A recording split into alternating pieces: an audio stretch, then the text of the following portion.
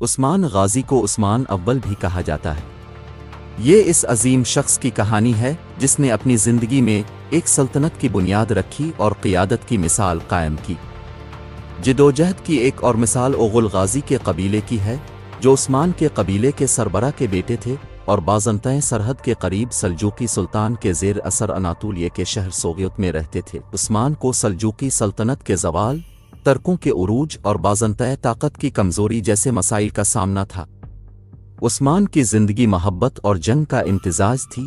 وہ ایک پرامن ماحول میں پلے بڑھے، لیکن اپنی حکومت کو وسعت دینے کے لیے انہوں نے سخت جنگیں لڑیں۔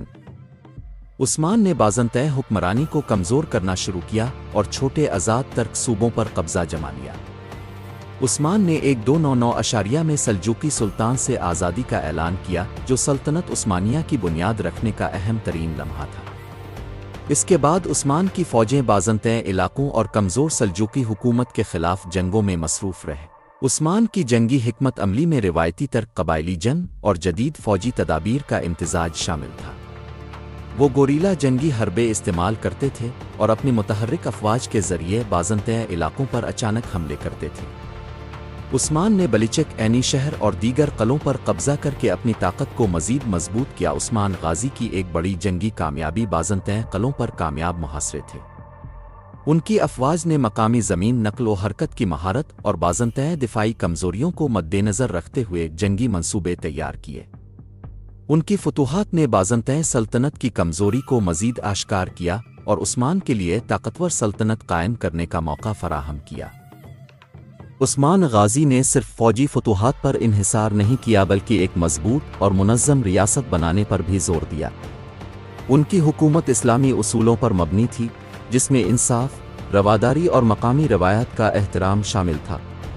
عثمان نے ترک، بازنطین اور دیگر اقوام کو متحد کرنے کے لیے ایسی پالیسیاں اپنائیں جن سے زراعت، تجارت اور معیشت کو فروغ ملا۔ عثمان نے اسلامی قوانین کو اپناتے ہوئے ایک قانونی ڈھانچہ تشکیل دیا، لیکن ساتھ ہی مقامی روایات کو بھی اہمیت دی تاکہ انصاف کو یقینی بنایا جا سکے۔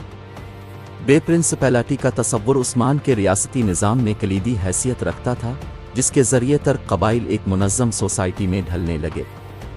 عثمان نے شہری ترقی کی حوصلہ افزائی کی اور لوگوں کو بسانے کے لیے مراعات فراہم کی۔ عثمان غازی کی صحت کمزور ہونے لگی تو 1306 میں ان کے بیٹے اورخان غازی نے انتظامی امور سنبھالنا شروع کیے۔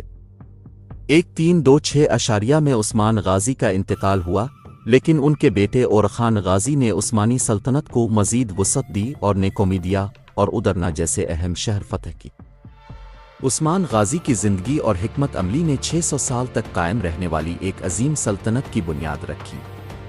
ان کی فوجی حکمت عملی، انتظامی اصلاحات اور ریاست سازی میں مہارت نے سلطنت عثمانیہ کو مضبوط بنایا۔